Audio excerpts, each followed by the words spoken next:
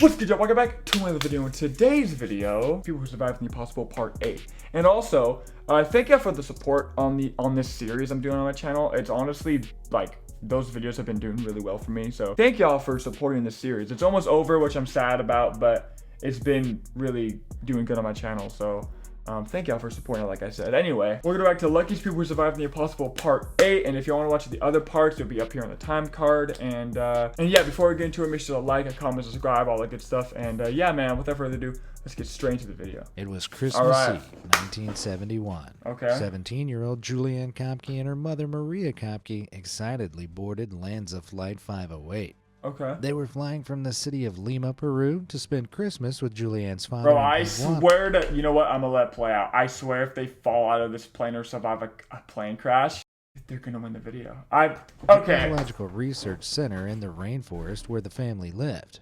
It would be a short flight, a little over an hour if they were lucky. But they weren't lucky. Oh, God. Far from it. Midway through the flight, with no warning, the plane broke apart. Oh! Julianne was thrown out and suddenly found herself free-falling some 10,000 feet. Free-falling! So she wins the video. I sound like a broken record. I don't need to explain why this is insane. She just won the video. Alright, let's see how she survives this shit, though. She's free-falling. How would she survive this colossal fall? Oh, what had caused the plane to break apart mid-flight? Facts. If you want answers to these questions and more, then stay tuned as we explore this unbelievable story of survival against all odds. Okay. And many more like it. I thought they were just getting straight to the video. I'm not gonna lie, but okay, that's okay. The day before her fateful flight, Julianne and her mother had attended her graduation ceremony from high school. Oh, they did. Oh, never. Peru. They had originally planned to fly home on the 20th of December, but decided to stay a few extra days to attend the ceremony. Okay. A fatal mistake. If Julianne and her mother had flown on the 20th as planned, then they would have avoided flying with Lanza, a notoriously shady airline. Okay. In the previous 5 years, 2 of their planes had crashed due to pilot errors. Oh, God. They were so distrusted, Julianne's father warned his wife against flying with Lanza. But on Christmas Eve, all other flights were booked. Damn. So they were the Spirit Airlines back in the day. RIP Spirit Airlines, by the way, they're gone. But Spirit Airlines never fucked up though that hard. Like maybe they had a few plane crashes here and there, but like no one was scared to fly their planes. Their choice if they wanted to make it home in time for Christmas. Flight 508 had a scheduled stop at Pucallpa, where Julianne and her mother planned to depart and make the rest of their journey home by car. Okay. The flight's planned final destination was Iquitos, and it took off without incident with all 86 passengers and 6 crew safely on board. Okay. The plane steadily climbed to a height of 21,000 feet. Damn, yeah, I wonder how the under 4 miles plane literally level, split in half. All of a sudden, the cabin began to rock. Oh. A major thunderstorm had formed ahead of them, causing severe turbulence to jolt the plane. Despite the danger, the flight crew decided to continue the journey as they were under pressure to meet the Christmas holiday schedule. So despite the turbulence, they continued on. Oh, God. Inside the cabin, the shaking got so bad luggage came crashing down from the overhead lockers and air stewards I'm not gonna lie. stand. I might be the only one in history that likes turbulence in a plane. I'm not gonna lie. Okay, this type of turbulence I've never experienced, so maybe I wouldn't like it. But like, the normal type of turbulence when you're flying, I don't know. I like it. It's like, it relaxes me for some reason. I don't know. I know that's kind of weird to say, but like, I kind of like it. I'm not gonna lie. This plane was not built to handle extreme weather at all. Later investigations found it was assembled entirely from spare parts of other planes. Yo, what the fuck are we doing? Nah! What are we doing? How, even back in the day, y'all let them get away with this? Yo, someone needs to get shot. I don't know who it is, bro, but shoot him. Patchwork plane. And this underlying weakness in the plane's construction proved deadly when it was struck by lightning. Oh, wow, yep. The second-hand fuselage. It got struck by lightning, that's crazy. Apart. The damage sent the plane into a deadly nosedive, and it began to break up as it... But, like, I feel like even if a plane got hit by lightning, it would still go down, no? I don't know, though. I feel like you don't hear a lot of, like, stories about planes crashing because they got hit by lightning. So maybe a plane can tank a lightning strike. But I don't know, dude. Maybe I'm super wrong about that. Fell through the sky. Julianne, strapped in her seat, looked out her window and actually saw the bright flash of the lightning by the plane's engine. Oh, that's crazy. She felt the horrifying lurch of the plane suddenly entering a nosedive. The plane fell for what felt like an eternity. But as the fuselage tore itself apart, she was suddenly ripped out of the plane. Yo, how she fucking lived, bro? I'm sorry. Like, she fucking falls in an ant pile. I'm gonna fucking roll. Still strapped into her seat and now free falling from a height of around 10,000 feet, a little under 2 miles, that would be so Julianne scary. knew she wouldn't survive. After all, falling from a height of just 6 feet can be deadly for a human, let alone 10,000. Damn, wait. And bro, falling 6 feet for a human could be deadly. Like what age? Like any age? That's kind of embarrassing, bro. Nah, but if you land on your neck, that makes sense. But like, it's still kind of. Without a parachute, Julianne would be free falling at terminal velocity. Well, I'm 6 foot. You know, like I'm 6 foot. You tell me if I jump and land on my neck. I mean, yeah, if I jump and land on my neck. I don't know. That just sounds funny to me. Like 6 feet is not that tall in hindsight. So it's like. You tell me if I fall, I'm gonna die again. The maximum speed a falling object eventually reaches when air resistance becomes equal and opposite to the downward force of gravity pulling it to the earth. Terminal velocity for a human being free falling in a stomach to earth position is 120 miles per hour. Okay. To hit the ground at such speed would be a painful end, to say the least. Yeah. Julianne was doomed. So how? That was the last thought that passed through her head before she lost consciousness and descended towards the rainforest. Is this some Avatar shit? And then Julianne woke up. She's landed on big ass fucking lily pads. Still strapped in her seat. She'd survived the unthinkable. She did have a broken collarbone, a deep gash on her arm, cuts to her legs, and a concussion. But she was still somehow in one piece. How did she do it? Yeah, okay. Explain to me. Well, Julianne was strapped Oh, you know what? I bet the chairs, like, they fell on the trees, and, like, the vines of the trees, like, wrapped around the chair somehow, and it saved her from hitting the ground. I guarantee you that's the only explanation I have, but let's see what they say. Middle seat of a row of 3, which was ripped out as a unit. The 2 empty seats on either side of her acted like a makeshift parachute by increasing the air resistance and slowing her fall. Huh? Additionally, Julianne actually fell there's no way that's through real. the thunderstorm that destroyed the plane. The updraft effect of the storm, where a current of warm rising air is drawn up into the storm clouds, slowed her descent. Though, most importantly, Julianne's fall was broken up. Instead of crashing straight into the ground, she was caught in the rainforest canopy. Yeah. With trees towering between 20 to 130 feet tall. Oh, you're not Chairs telling me caught on this. and snapped off layers of tree branches as they fell, crucially slowing Julianne's descent before she hit the ground. Whoa. However, she wasn't out of the woods. Yo, I'm not gonna lie, this might be the craziest shit of all time. I don't think it's crazy as the Ant Pile one, though, I'm not gonna lie. The Ant Pile one is fucking crazy. But, like, the fact that but I don't even, that's possible? The fucking chairs acted like fucking wings and saved her. Or a parachute, is what they said. Like, gosh. In this case, rainforest, yeah. And again, no one's beating her in this video. I'm sorry. I say it every time. I'm gonna continue to say it every time. If you fall from a fucking airplane, you're living. All alone. Straight she up. was injured. You she win. had no idea where she was, and she'd lost her glasses in the fall. Oh, God. Being short-sighted, searching her surroundings for other survivors was going to be incredibly difficult. That would be scary. Although she wasn't I'm not gonna lie. completely alone. The Peruvian rainforest is home to plenty of creatures such as jaguars, Bro, gulp.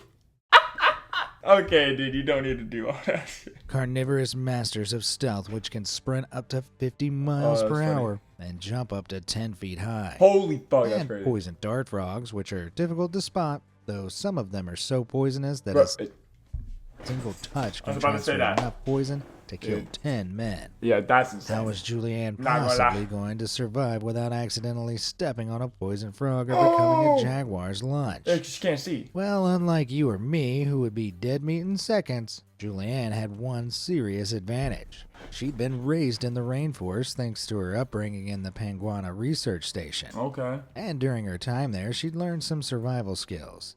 So having lost one shoe in the crash, she used her remaining shoe to test the ground ahead of her, knowing some snake species camouflage themselves as dry leaves. Smart. Luckily, she managed to avoid running into any snakes or other rainforest beasts. This is honestly really lucky. Like the fact that cause she can't see shit, she could just step on anything, and she could fall on like poison oak, bro. Eventually found Poison a small ivy. creek. She hopped in and continued walking. since walking in the water avoided stepping on anything sinister on the forest floor. And one good rule for self-rescue How about like, okay, never mind. I guess you wouldn't find a fucking alligator in a fucking shit like this. Lost in the wilderness is to follow water downhill, as a water source often leads to a human settlement. Julianne trekked through the stream for 3 days. Okay, clock that, okay. On the 4th day, she stumbled across something. 4 days. It was debris from the broken up plane. Holy shit. She searched through the wreckage, discovering a bag of sweets that became her first meal in days. Oh shit. She didn't manage to locate any other survivors, so she kept following the stream. The days in the jungle were hot and clammy, but at night it was cold, and all she was wearing was a short sleeveless mini dress.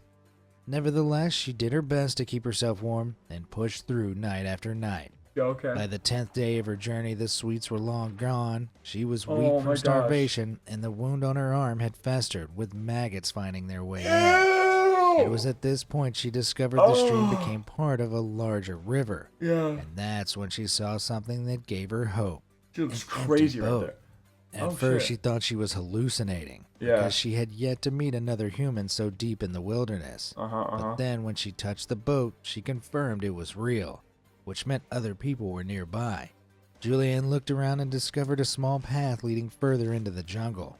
She followed it to a small hut with a palm leaf roof. Oh my gosh. Inside, she found a liter of gasoline. Might not sound all that useful. Yeah. But she remembered her father had once... Yeah, I heard this in another video too. If you ever get like fucking like a cut, or like if you have maggots on you, bro, you just fucking use gasoline and it'll fucking fix you up or help you. Poured kerosene on a infected wound to remove maggots. Yeah. And so she poured it on her own maggot-infested arm. Dude, that would hurt it was though. Agony. Yeah. The maggots desperately tried to escape by burrowing further into her arm, but Julianne successfully removed 30 of them. Now, usually I'd advocate against pouring gasoline onto an open wound. Yeah, honestly, bro, just kill me. I don't want to ever go through some shit like this. But Julianne had no other option, and this rudimentary first aid more than likely helped save her life from infection. Even so, if you ever find maggots wriggling in a wound, your first stop should be the hospital, not the gas station. Yeah. Julianne spent the night in the hut, and the next day she heard voices. The fish... oh my god. I thought that was real. I'm being so dead ass. Someone's really talking to me. Okay. And that used the hut had returned. At first, they were stunned to find this strange girl, but after hearing her story, they gave her proper first aid and transported her to a more inhabited area. Finally, after 11 days lost in the jungle, Julianne was airlifted to the hospital and reunited with her father. Wow. Now, you might be thinking, I bet I could have survived 11 days in the rainforest after falling out of a plane. Yeah, nah. No problem. Look, okay. I would try my best. Even if I had broken legs, like, I would crawl. I would try my best to get out of there, but like probably not making it out. Just being realistic, but I would try my best to get out of there if I were in the situation. I hope you would too. I hope you would try to get out of there the best you could as well if you're in that situation. You know what I mean? Well, brace yourself, because 14 other passengers were later discovered to have survived the initial crash. Damn! Including, tragically, Julianne's mother, Maria. Her injuries were sadly too severe, and she succumbed to them before she could be rescued. Fuck. Maria's body was discovered on the 12th of January, 1972, and later put to rest. Many of the other survivors were also badly injured, but even those that weren't didn't survive the many hidden dangers of the forest. Yep. Still think you could have survived? Following her perilous journey, Julianne returned to her parents' native homeland of Germany, where she fully recovered from her injuries. Let's go, dude. However, even Julianne's rainforest ordeal didn't dampen her enthusiasm for the jungle. Wow. She went on to receive a PhD from the University of Munich and returned to Peru to conduct research in mammalogy. Wow, man, you must really love doing that. If you went through something so traumatic like that you would still do it after you fucking had to survive like damn near 2 weeks in the fucking Amazon rainforest. Yeah, or in a rainforest. Fucking hell. And in 2000, following the death of her father, she took over as the director of the Panguana Research Center. Damn. Turns out that you can rescue Julianne from the jungle, but you can't take the jungle away from Julianne. Yeah. Now, Julianne isn't the only person who has gone through an impossibly dangerous situation and lived to tell the tale. Yeah. There are so many other... Yeah, I won't lie. I just clocked this just now. I hope that wasn't a reuse of an old story, because they fucking did that last video, they reused 2 fucking stories, just had a new color of paint on it. And I hope, because we had a similar story in the earlier videos where a girl survived a plane crashing, and they talked about the fucking the gasoline. So look, I'm gonna say this right now. I guess if I've reacted to that story already prior, I am sorry, I forgot. I'm usually good at remembering shit like that, but I think that was new. I don't think that was reused, fucking like a reused story. Anyway. Incredible survival stories out there. But before we get to those, why not hit those like and subscribe buttons Like and down subscribe. below. All done? Put a comment. Now let's meet some more unbelievable survivors who defied the odds. Brain Scrambler. Okay. We've all had to deal with a headache at work. Maybe the photocopier stopped working, or the aircon broke, or Derek from finance just won't get off your back. But none of us have had a headache on the job that was as bad as theoretical physicist Anatoly Bagorsky's. You may think physicists just spend their time looking at whiteboards and arguing over comic books. No, wait, that's the Big Bang Theory. Well, in reality, it turns out that theoretical physics can be a whole lot more dangerous. Anatoly was working as a researcher at the Institute for High Energy Physics in Prodvino, Russia, back in 1978. On the 13th of July, he was checking a malfunctioning piece of equipment inside the Institute's particle accelerator. These complex devices fire elementary particles such as protons at very high speeds to produce beams of charged particles that physicists can study. Okay. It's important to note that the proton beam itself contains a vast amount of radioactive energy. Holy fuck. And I'm sure you all know that anything highly radioactive is also deadly. Now, to examine the faulty piece of equipment in the Wait, I see. Okay. I don't know if this is reused, but I remember a story where he literally got like hit in the eye with like a radioactive like ray, and he somehow lived. I don't know. Let me move on. Anatoly had to stick his head into the space where the proton beam passes through the accelerator tube. If you just felt yourself shrink away from the screen, your instincts are on point. What the fuck? Because that day it turned... Did he actually go in like this? Yo, you must be stupid. For real. Got the tism or something, bro. Out several safety mechanisms had failed, and the machine accidentally activated. At something close to the speed of light, a high-energy proton beam fired through Anatoly's skull. It passed through the back of his head, the lower half of his brain, and out to the left side of his nose, just like a radioactive bullet. Now, for perspective, a lethal dose of radiation for a human is 500 to 600 Roentgens. Anatoly's head had received a local dose of 200,000 to 300,000 Roentgens. For an even more insane comparison, the worst hit areas from the infamous Chernobyl meltdown only measured in at 20,000 Roentgen. Oh my god, wait, how did he live? What the fuck? See, like I said, I feel like I've heard the story before, but I don't remember him saying that. Like, I don't remember him going into this much detail. Anatoly felt no pain, but he did see a super bright flash. And then he continued working. There were no immediate physical effects from the incident, and so he thought nothing of it. That's 1979 for you, bro. When the left side of his face became so swollen, people struggled to recognize Okay, yeah, it. no, I remember this, bro. Because then, like, part of his face aged, but the other part didn't, I think, right? Like, that was... He was immediately transported to a clinic But they're actually explaining, like, the whole story, so... Moscow for doctors to observe his deterioration. It was predicted that given the gigantic dose of radiation he'd been hit with, it was game over for Anatoly. No, literally. Dude. Over the next few days, the skin on the back of his head and the left side of his face peeled away to reveal the path the proton beam had taken.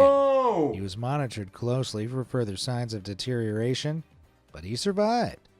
It seems that because the radiation was focused on a small single path through his body, instead of being bathed in it like most radioactive fallout victims are, the damage was localized, and thanks to that he survived. Though he didn't escape totally unscathed, the nerves on the left side of his head were completely destroyed, paralyzing that side of his face. Damn. He also lost hearing in his left ear, replaced by tinnitus, which is a sort of constant ringing sound.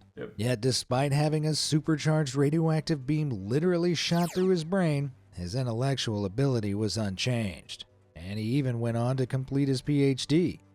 For the first dozen years after the accident, it didn't appear as if he'd suffered any major brain damage other than an occasional mini seizure. This is a crazy story. These occasionally caused him to blank out of consciousness for several seconds, often leaving him just staring into space.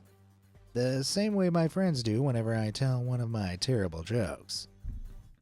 Yeah, facts, bro, because I think it's you. You tell the craziest jokes, bro. You tell the worst they're not even dad jokes, they're just horrible jokes. And I'm glad you acknowledge how bad these jokes are. I don't think you write the jokes. I think someone does it for you. Maybe I'm wrong though, but the jokes are bad! That's all I gotta say about that. Though in later years, Anatoly's condition worsened and he has since had 6 larger seizures. The kind of full-body seizure you're likely to have seen in any hospital drama.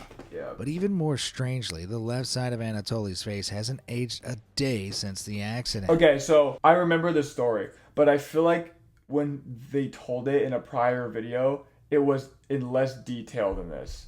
So like, this is still fucking scummy to retell a story you've already told, but this one's a little different because I don't think they told as much backstory. So this one kind of gets a pass, but like, damn. Now I'm scared that I've reacted to this story before and now we're using fucking content, man. Fuck. I don't know. I think what I don't want to do that though. Okay, you know what? I'll talk about it in the video. When Anatoly frowns, only 1/2 of his forehead wrinkles. Oh, you see, wrinkles are caused by the repetitive movement of the facial muscles beneath the skin.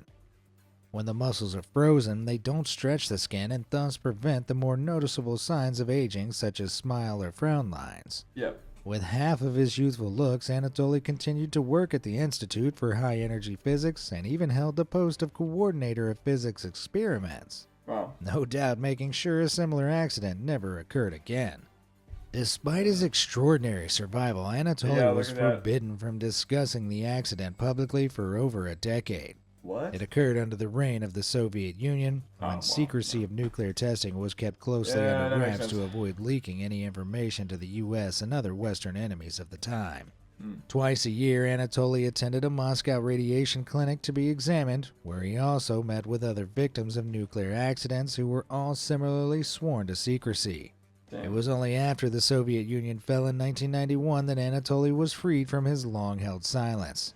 And it's also why I'm able to tell you this incredible story today. Anatoly is now widely known as someone who has literally redefined the physical limits of human beings and our capacity for survival.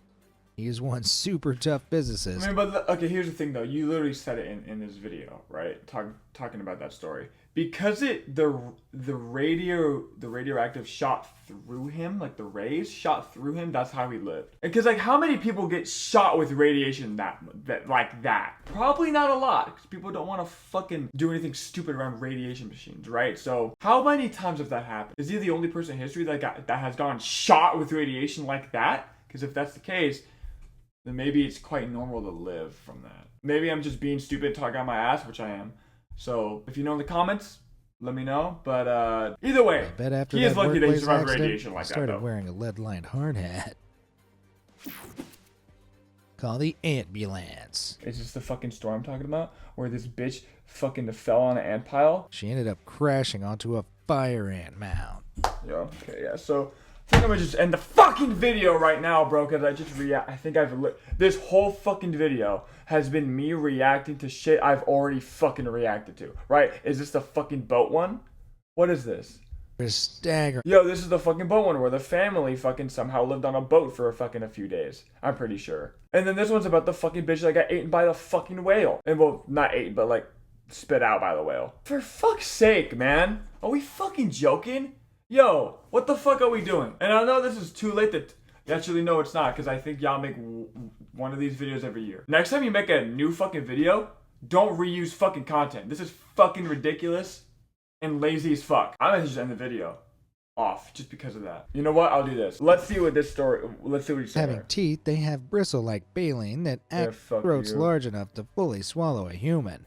Worry about accidentally becoming a sperm whale's toothpick. Okay, yeah, literally, bro, none of that was new content. That shit kind of pissed me off. Damn, well, sorry, y'all, if I reacted to stories I already reacted to. Damn. Well, fuck me. I feel like now, okay, this is what I was going to say at the beginning of the video. I feel like now, with the last part 9, I have to fucking, there's 10 parts, sorry. I have to scan through them now to see if they're already shit that I reacted to, bro. Like, fuck, man. I have to, like, scan through the video, which I don't like doing because I want to, like, have my general, like, legitimate reaction to it. But now I have to fucking scan through these videos to see if they're actually legit. Damn, that fucking sucks. And I won't lie, this, just straight gonna say it, this may be the last video that I react from this series. Because if the next 2 videos are just reused content, I'm not gonna react to them. And I'm sorry, because I know y'all love these videos, and part 7 through just this whole series, bro. It has been amazing for my channel, and I know y'all love this series I have. But unfortunately, I'm gonna have to cut it fucking short because they like reusing fucking content and being lazy. So, you know, that's unfortunate, but you know, it is what it is. But let's look at these comments. Let's see if anyone else. Oh, honestly, how the heck did she do this? So, okay, these people don't know. They don't know that they're reusing content. Okay. Damn, well, hey, that's today's video. And like I said before, to make it more clear, y'all been showing a lot of love to this series, and I really appreciate y'all. It's probably my most popular series I have on my YouTube channel, honestly, at this point. At least, it's the most popular with the least amount of videos that I have. Because like the cut playlist is probably bigger because I've done so much videos. And even the Tomorrow's Teachings videos. I have like 26 videos for Tomorrow's Teachings, so that's probably more popular than this series. But anyway, thank you for all the support on this series. If this is the last video I'm making of the series, thank you for the support. It's been amazing. And yeah, sorry I ended the video short. And if you're new to this channel and you haven't seen me react to those before, I'm sorry. I'm not gonna react to content I've already reacted to. So if you want me, or if you want to see me react to those stories, just go to the playlist. I have it on my channel, and yeah, or just watch their videos. Shout out to them. They do make good videos, but I just don't like them reusing shit. So anyway, I'm fucking yapping at this point, bro. But anyway, though, y'all, that's today's video. If you liked it, make sure to like, comment, subscribe, all that good stuff you want to do. Have a good day. I love y'all, and peace. Every time I call you, babe, you never fucking answer. And I just won't leave a voicemail, cause I'm just so fucking